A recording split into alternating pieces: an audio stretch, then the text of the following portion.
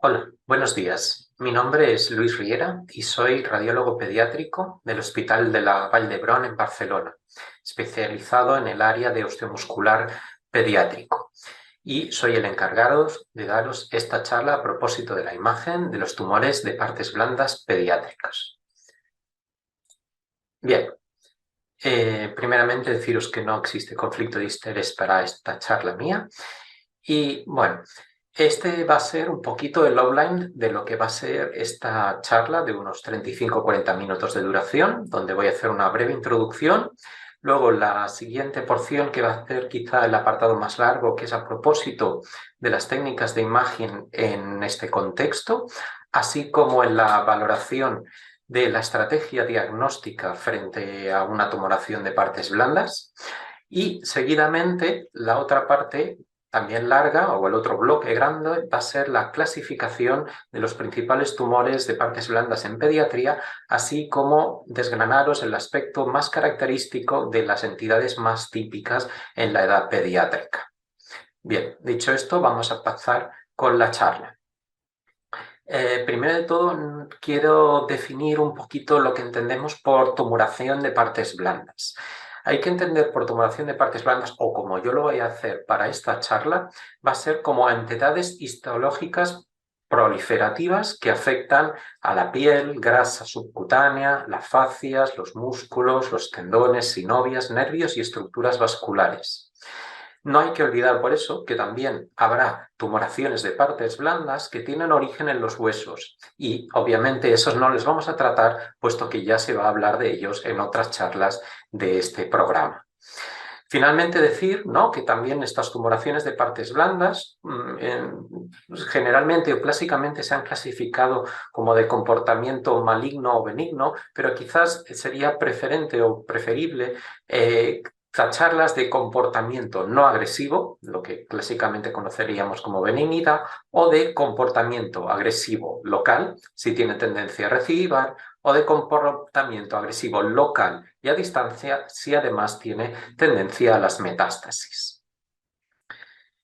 Bien, el contexto habitual en el que nos encontramos con estas tumoraciones es que nos aparece, ¿no?, la solicitud de una técnica de imagen porque a un pediatra ha encontrado la aparición de una lesión palpable, dolorosa o no, en un paciente pediátrico.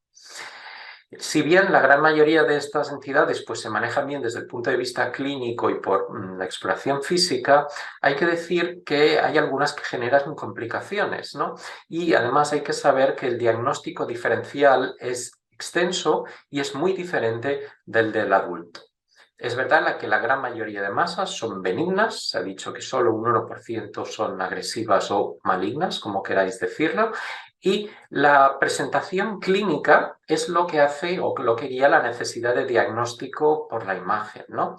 Entonces, a nosotros, a los radiólogos pediátricos, nos las pueden pedir en dos contextos: las tomoraciones útiles para confirmar o excluir su presencia, de realmente hay ahí debajo algo, qué características tiene, y luego en las tumoraciones evidentes nos van a pedir pruebas de imagen para caracterizar esas lesiones, ¿no? Y ahí será para nosotros interesante ver su topografía, su anatomía, qué características tiene y en todo caso que también se nos pueda ser útil como guía para la biopsia.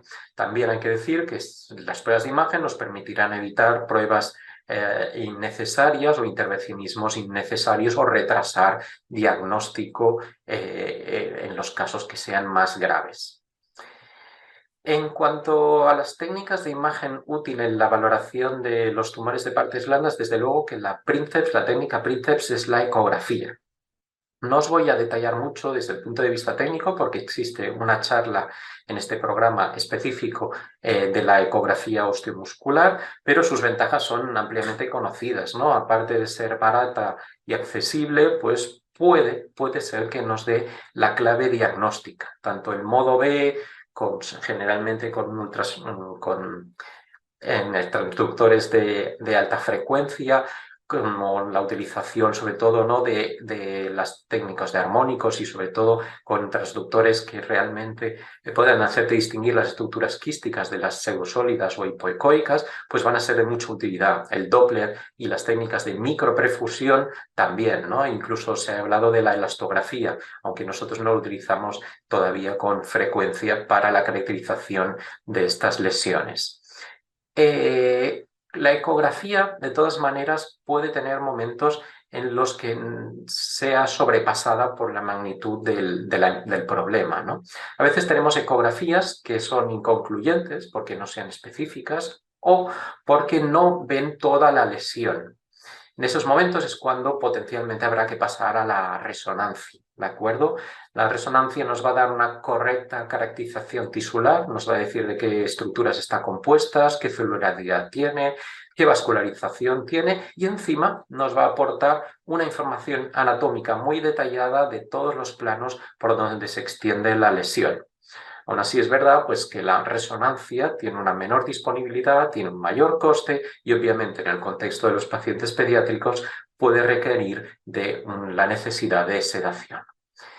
En cuanto a la resonancia para este tipo de problemas, ¿no?, pues nosotros tenemos un protocolo establecido. Aunque exista un protocolo, conviene que el radiólogo pediátrico esté presente durante la exploración de cara poder adaptar sus características.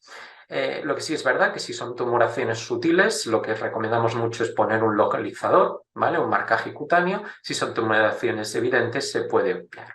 Empezaremos por los localizadores y haremos proyecciones en eje largo con secuencias edemas susceptibles como es el STIR y con T1. Y con este par de secuencias podemos definir la estrategia a continuación más localizada, ¿no? Los Steady State Free Precession son técnicas o son secuencias muy útiles que nos pueden aportar información sobre las estructuras vasculares. Por ejemplo, una malformación vascular serían muy interesantes de realizar para asegurar su extensión. También completaremos el estudio, ¿no?, con secuencias clásicas de toda la vida, un T1 turboespíneco y un T2, que puede ser Dixon, o si no disponéis de ellos, un DP-FAT-SAT-NG corto, ambos, para que nos den la base de evaluación. La difusión hoy en día tiene que ser obligatoria en el análisis de este tipo de secuencias, ya que nos va a dar una idea de la celularidad de las mismas. Finalmente, ¿no?, pasaríamos a lo que sería el estudio vascular dinámico. Hoy en día disponemos en nuestras máquinas de RM de tecnologías de realce o de estudio dinámico que nos permiten una resolución temporal de unos 4, 5, 6, 7 segundos y que podemos dispararlos de forma continuada durante unos 4 o 5 minutos.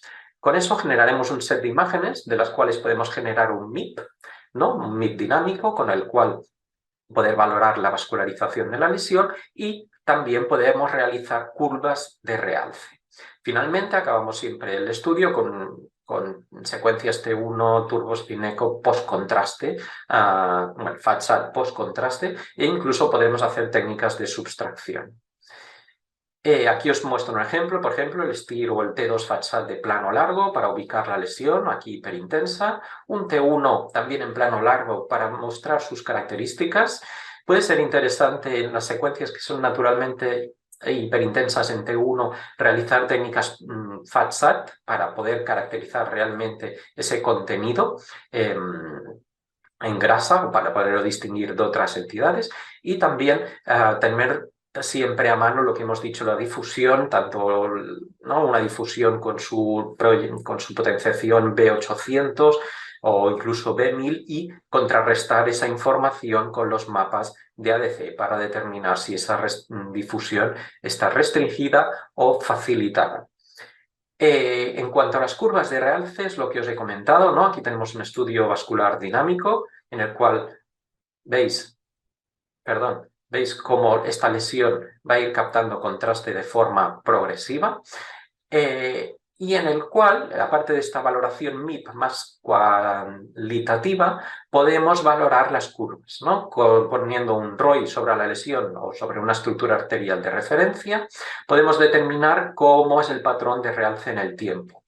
Estos tiempos, estos patrones de realce se han definido en estas morfologías y son muy interesantes porque nos van a dar la clave. El tipo 1 sería asociado al tipo necrosis o a componente quístico, no hay captación. La tipo 2 sería, por ejemplo, típica del edema peritumoral. El tipo 3 en meseta y el tipo 4 con lavado son característicos de tejido viable que puede ser tumoral, y el tipo 5 en captación progresiva se ha definido como tejido de granulación o fibrosis. Y esta información combinada con las potenciaciones habituales nos va a dar los aspectos característicos de los que son tejidos más agresivos o no. El tumor viable generalmente es isointenso en T2, hiperintenso en el postcontraste y presenta una difusión aumentada con un ADC disminuido. Si esto le sumamos unas curvas de realce tipo 3 o tipo 4, podremos determinar que eso es tejido agresivo o viable tumoral. Os recomiendo leer este artículo a propósito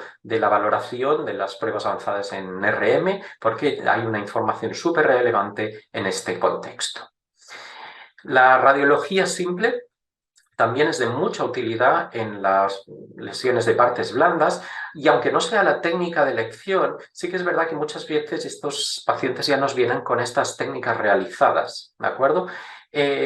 Puede ser interesante valorarlas porque, así como hemos dicho que hay muchas tumoraciones de masas o masas de partes blandas que obviamente pues, pensamos que pueden ser de masas de origen en tejido subcutáneo o demás, en verdad puede ser que provengan del hueso, y si tenemos una radiología simple podremos descartar la presencia de lesiones óseas en origen, ¿no? Aquí veis esta lesión ósea con esta masa de partes blandas muy evidente por resonancia.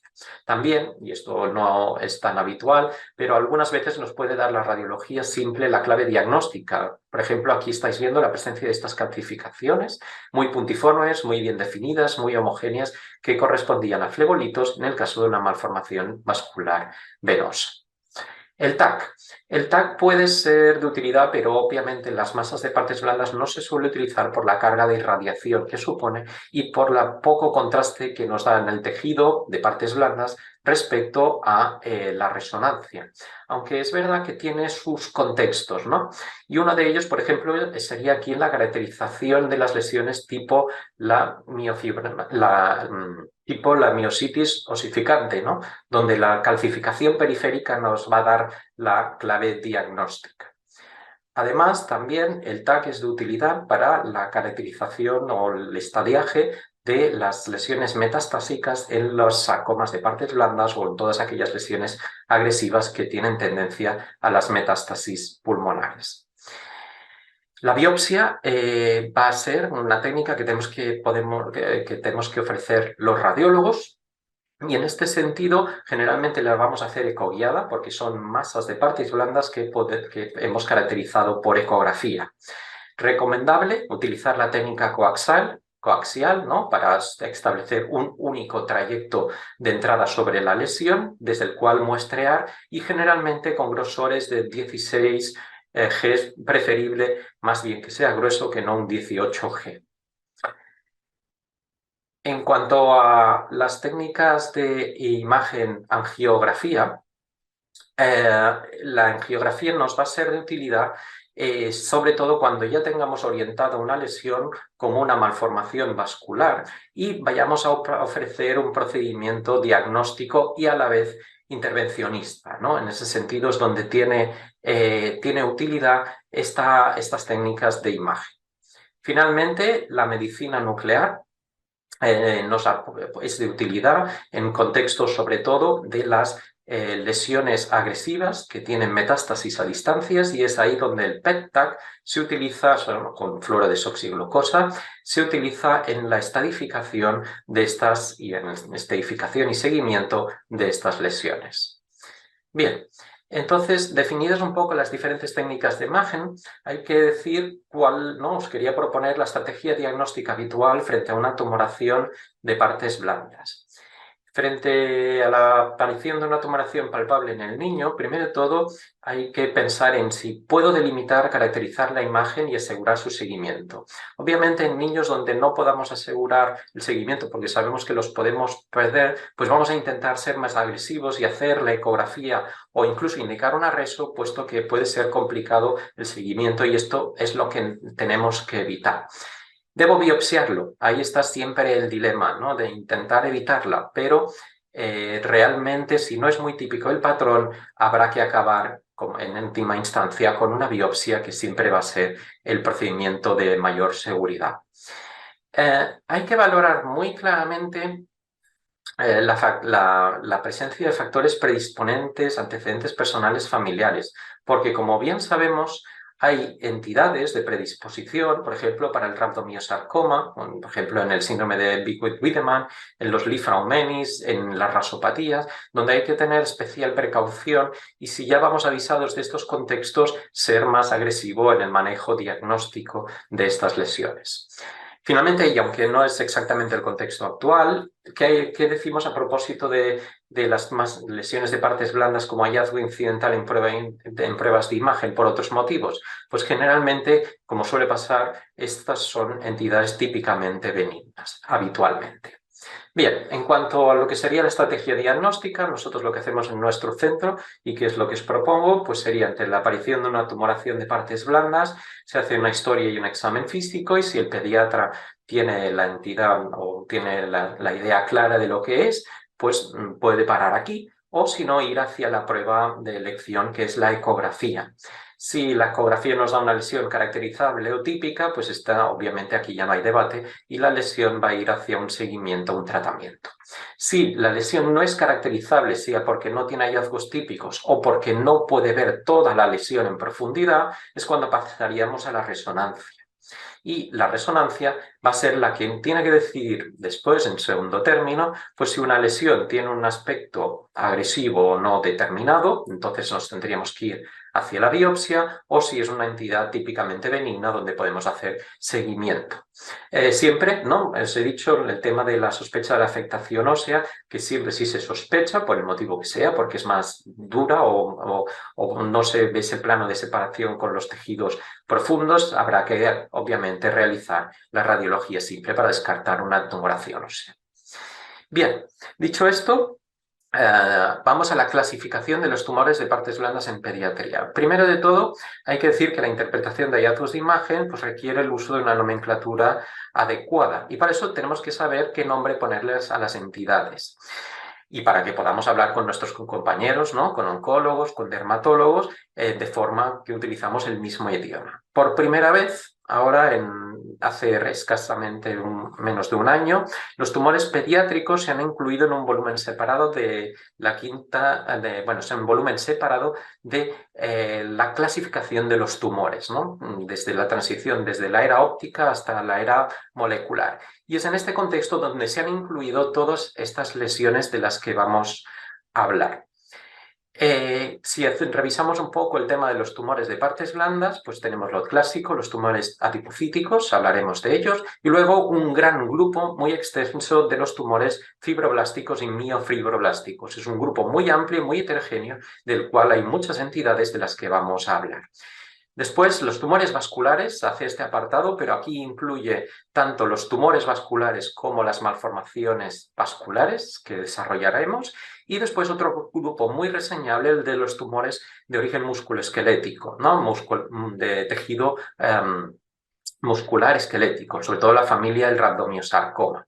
Después, otros grupos muy reseñables son los tumores de vaina de nervio periférico y los de diferenciación incierta, y aquí sobre todo el sarcoma alveolar de células claras, también los tumores desmoplásticos, etc. Y también el grupo de los tumores indiferenciados de célula redonda y pequeña, ¿no? Aquí sobre todo el grupo del sarcoma de Ewing es interesante de reseñar. Bien, No me gustaría irme sin presentaros lo que es posiblemente la lesión de partes blandas más típicamente extirpada, junto con los ganglios y los quistes de inclusión epidérmica, ¿no? Que es esta entidad, es el pilomatrixoma. Es verdad que se va a hablar en otra charla de este programa, pero simplemente presentaros esta imagen, ¿no? Típica, muy característica de un nódulo subcutáneo hipoecogénico con unas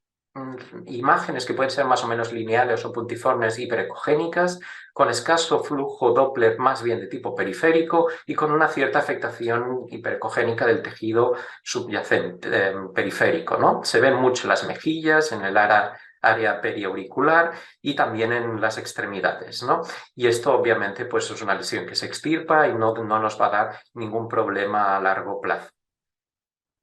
Seguidamente, pues pasar a hablar del lipoma, ¿no? Una entidad que se ve más en los adultos y en el niño mayor, ¿no? El lipoma característico que por aspecto ecográfico va a ser hiperecogénico o seguirá un poquito el aspecto de la grasa y que por RM se va a definir muy bien como una, ¿no? Una imagen como encapsulada, que sigue la señal de la grasa tanto en hashtag como en T1 como en T2-FATSAT, donde pierde la señal y no nos va a suponer demasiado problema.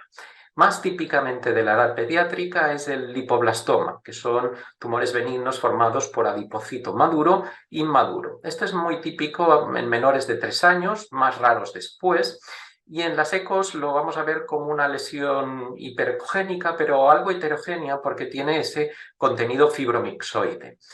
En resonancia también vamos a ver estos hallazgos, ¿no? Vamos a ver que es una lesión bien definida, pero que tiene estos dobles componentes. Tiene la hiperintensidad en T1 que sugiere la grasa y luego va a tener un aspecto hiperintenso en T2-FATSAT o en STIR y con una captación de contraste. Estas zonas, además, no van a restringir en difusión, de hecho van a tener una restricción, una difusión facilitada, y esta es la matriz fibromixoide de la que estábamos hablando. Respecto a los tumores miofibroblásticos, estáis lidiando con ellos ya en vuestro día a día, ¿no? Los típicos conocidos como la fibromatosis coli, como los miofibromas, son unas entidades, bueno, un grupo amplio de neoplasias mesenquimales con comportamientos muy diversos y, como hemos dicho, desde los más benignos y más habituales a formas malignas, ¿vale? Clásicos, uno sería la miositis osificante, ¿no? Que ya sabéis que es una osificación heterotópica de partes blandas que suele aparecer con frecuencia en el tejido muscular después de un traumatismo. Esa sería la historia típica. Entonces, si estos gutomas que se palpan post-trauma, se tienen que ir mucho cuidado a la hora de la imagen porque nos pueden dar por resonancia un pseudo aspecto de agresividad que en verdad no tienen. Y esta sería, en este contexto, cuando vemos cosas así, quizás una estrategia es esperar y buscar las calcificaciones. Si por una placa simple no es una estructura que se pueda valorar bien, podemos hacer un TAC, como aquí en el caso de esta escápula, donde vemos que tiene un pequeño ribete de calcificación muy sutil, que además os digo que si lo dejamos evolucionar en el tiempo, calcificará más. Y esto es típico de las calcificaciones de la miositis osificante. Obviamente esta es una de las típicas lesiones que no hay que tocar y que se pueden caracterizar fácilmente con un poquito de paciencia mediante la radiología simple o, en este caso, mediante el TAC. Otra entidad dentro de este grupo es la fascitis nodular. Esta es un tumor miofibroblástico benigno que crece muy rápido y que por eso genera problemas a la hora de su manejo, ¿no? Típicamente lo vamos a ver en pacientes adolescentes como un nódulo palpable solitario de crecimiento rápido. Y la mayor de estas lesiones pues, se ubican, ¿no?, en tejido subcutáneo adyacente a la fascia muscular, y el aspecto es hipoecogénico con este ribete hiperecoico, e incluso puede tener alguna pequeña calcificación. Por resonancia no vamos a ver unas características muy definidas. De hecho solo tiene esta hiperintensidad en T2, hipointensidad en T1, y en verdad la resonancia no aporta mucho más a su caracterización final.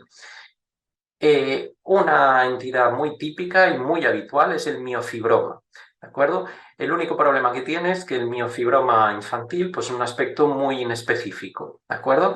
Es hipoecoico y puede tener, ¿no? Como hemos dicho, alguna calcificación por su parte central, más típicamente periférica, pero la caracterización ecográfica va a ser difícil. Del miofibroma hay que tener presente que su localización más habitual es en la piel o en los planos musculares de la cabeza, cuello y tronco, y que hay que tener presente que también puede haber una afectación visceral o multifocal. En tal caso ya hablamos de miofibromatosis. Otra entidad dentro de este grupo es la fibromatosis desmoide o el tumor desmoide, que representa un grupo de neoplasias mesenquimales fibrosas localmente agresivas que no metastatizan a distancia, ¿vale? Estas se presentan habitualmente como una masa palpable de consistencia firme y suele aparecer en planos musculares de extremidades o también en el tronco. Por eco, ¿no? Se van a comportar como lesiones muy variables y lo que nos va a gustar visualizar es sobre todo en resonancia este aspecto que tienen como un componente fibrótico muy extenso en forma de hipointensidad en T1 y en T2. ¿De acuerdo? Aquí lo vemos en T2, por ejemplo, muy amplio y esta hipointensidad. Además, tienen este componente más de célula viable que es más hiperintenso en T2, que capta contraste y que restringe ligeramente en difusión. Con la quimioterapia que se da en estas lesiones, porque no se tratan quirúrgicamente, este componente tiende a madurar y a transformarse en fibrosis. El fibroma de Gardner es una lesión fibrosa benigna de partes blandas que suele ser como una tumoración indolora, generalmente paraspinal, como estamos viendo aquí, ¿no? Y tiene un aspecto característico. ¿De acuerdo? En ecografía, pues tiene esa hiperintensidad, esa hiperecogenicidad muy bien organizada, ¿no? Muy típica, y que en resonancia vemos hipointensidad tanto en T2 como en T1. El fibroma de Gardner carece de interés en su forma local, pero puede tener cierto interés porque se puede asociar a los síndromes de poliposis colónica y la aparición de este fibroma antecede a la aparición de esos pólipos a nivel intestinal. Vamos a hablar, ¿no? Ya de los sarcomas de partes blandas. Los sarcomas de partes blandas pues, son tumores sólidos malignos de origen mesenquimal y las pruebas de imagen a veces no aportan un diagnóstico concluyente, eso es verdad, pero que nos aportan información anatómica topográfica muy interesante para la biopsia, para planear la biopsia y la cirugía, y además estas pruebas de imagen, sobre todo la resonancia, va a ser vital para evaluar la respuesta al tratamiento. Los sarcomas de partes blandas que encontramos con más frecuencia en pediatría pues son el rhabdomiosarcoma, el sarcoma sinovial y el sarcoma de Ewing, y son de ellos de los que vamos a hablar. El rhabdomiosarcoma es el sarcoma infantil más frecuente y tiene dos formas, ¿no? Habituales, dos formas histológicas, el embrionario y el alveolar. El embrionario suele ser el que aparece en los niños más pequeñitos, sobre los 5 años de edad, es el que aparece habitualmente en cabeza y cuello, en el tracto genitourinario y en el retroperitoneo, pero también puede aparecer, por ejemplo, como en este caso, en la zona glútea. ¿De acuerdo? Tiene esta hiperintensidad en T2, esta captación heterogénea en T1, un patrón de realce que nos muestra agresividad y por ecografía son tremendamente heterogéneos. El rhabdomiosarcoma alveolar es de peor pronóstico que el subtipo embrionario. Se da más en el paciente un poquito más mayor y suele aparecer en extremidades y tronco. Estos tienen una translocación muy identificable, que es entre el gen PAX y el gen Forkhead, y se pueden caracterizar fácilmente. Tienen muy mal pronóstico porque tiende a recurrir localmente y puede presentar enfermedad a distancia hasta en el 65% de los pacientes. Además, es muy resistente a la quimioterapia convencional y de ahí su mal pronóstico. El aspecto, pues ya lo veis, en T2 o en secuencias de edema susceptibles va a ser hiperintenso y ligeramente hiperintenso respecto al músculo en T1, una restricción muy restringida y con un componente de vascularización muy llamativo con un cierto lavado en fases venosas posteriores. Del rhabdomyosarcoma es muy interesante conocer que ya hace poco se ha publicado unas guías europeas de lo que concierne al diagnóstico por la imagen, tanto a los estudios diagnósticos o de estadificación como al seguimiento, en el cual lo que es más reseñable es sobre todo la importancia que se le da a completar el estudio con técnicas para la detección de los drenajes linfáticos, ¿no? Porque es una cosa que se ha considerado en los protocolos, que es lo que nos estaba haciendo bien, y que según donde tengamos la topografía de la lesión, nos están definiendo cuáles son los grupos de ganglios que no podemos dejar de escanear en nuestros estudios para determinar estas lesiones. Este mismo artículo nos da protocolos a propósito de cómo se tienen que mirar por imagen, por resonancia, estas lesiones.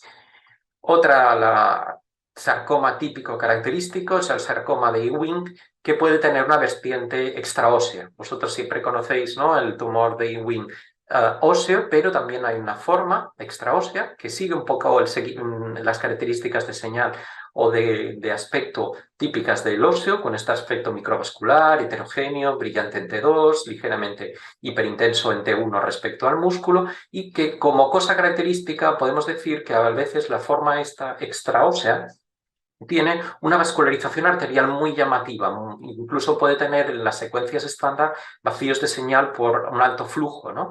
Esto, si bien no es un signo tremendamente específico, nos puede orientar hacia este tipo de patología o esta entidad.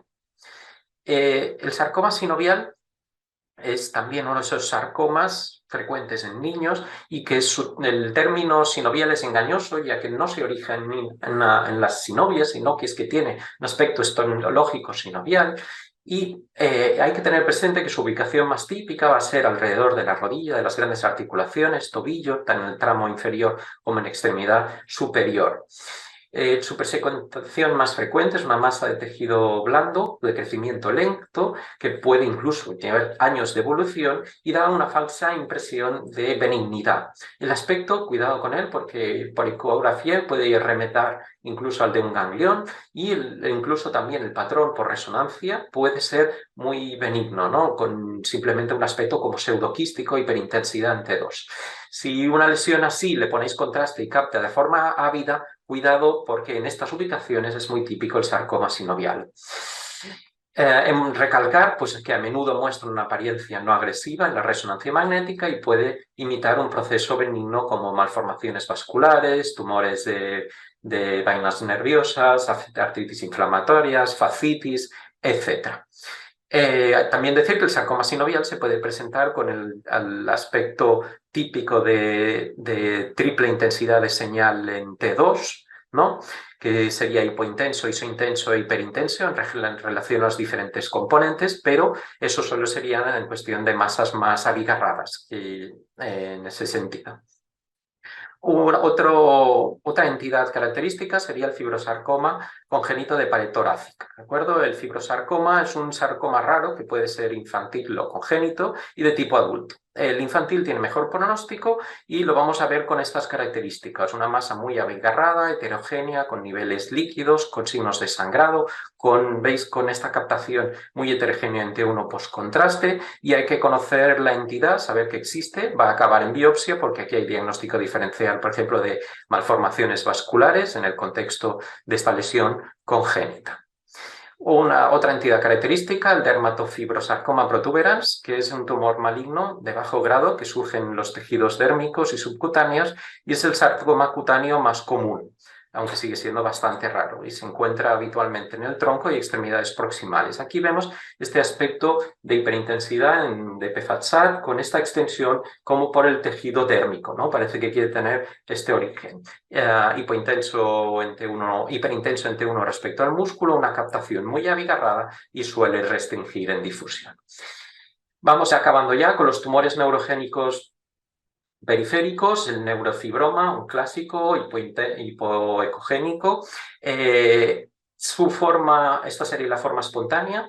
Es reconocer que la neurofibromatosis vemos los neurofibromas plexiformes, que tienen este aspecto más heterogéneo, más siguiendo como ramificaciones de los diversos nervios, y decir que intentar diferenciarlo de las vertientes con degeneración suele ser difícil por el aspecto abigarrado y muchas veces acaban en biopsia, ¿no? Como contrapartida al neurofibroma, el otro tipo de lesión de los nervios periféricos sería el schwannoma, que el schwannoma pues, es algo más irregular en su aspecto, ¿no? Ya lo veis por ecografía, y que decir que, ¿no? Al igual que el neurofibroma, vemos este aspecto de continuidad con el nervio en las secuencias de RM, puede tener un cierto centro hipointenso, y la diferenciación entre schwannoma y neurino y neurofibroma es relevante de cara a la cirugía, porque el schwannoma es excéntrico y se permite una extracción, una cirugía limpia del mismo. Aquí el DTI nos puede aportar la clave, ¿no?, para diferenciar schwannoma de neurofibroma, dado que nos enseña cómo las fibras están rechazadas por el tumor en lugar de estar infiltradas, como en el otro caso.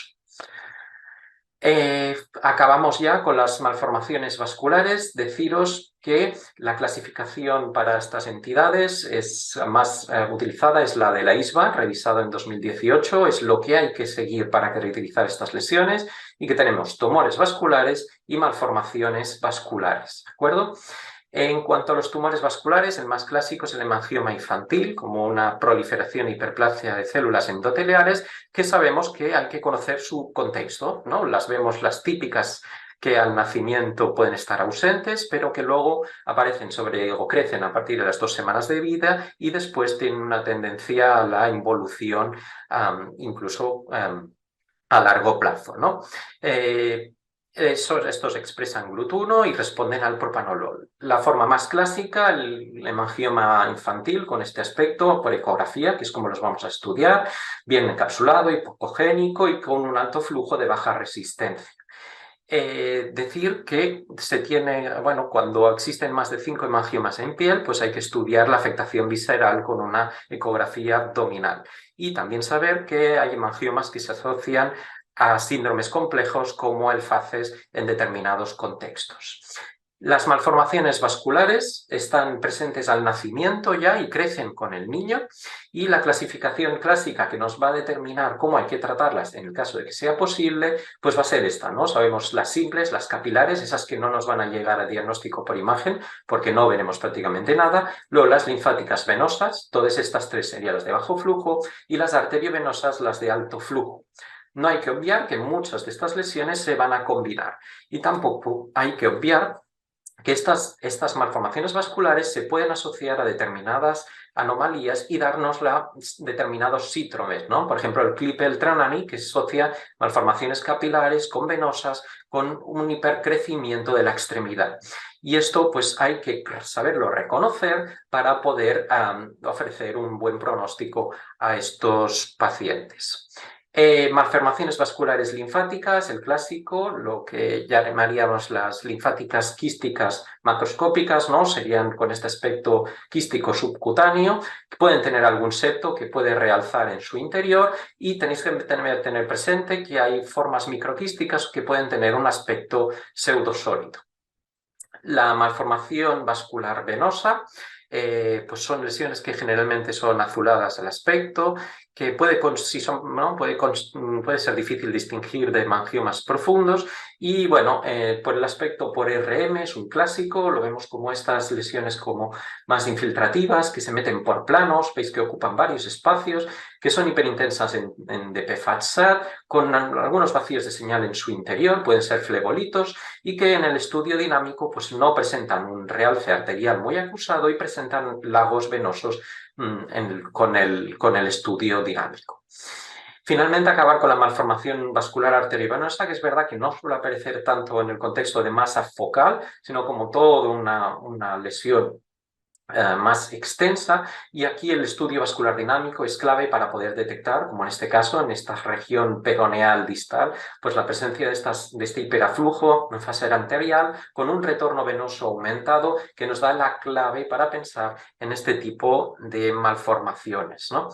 decir que es muy relevante el poderlas diferenciar ya incluso por la RESO, porque a este paciente se le va a proponer una angiografía ya de cara a buscar un tratamiento en forma de embolización, ¿no? Para poder coartar un poquito la progresión de estas lesiones que sabemos que puede tener implicaciones a nivel local.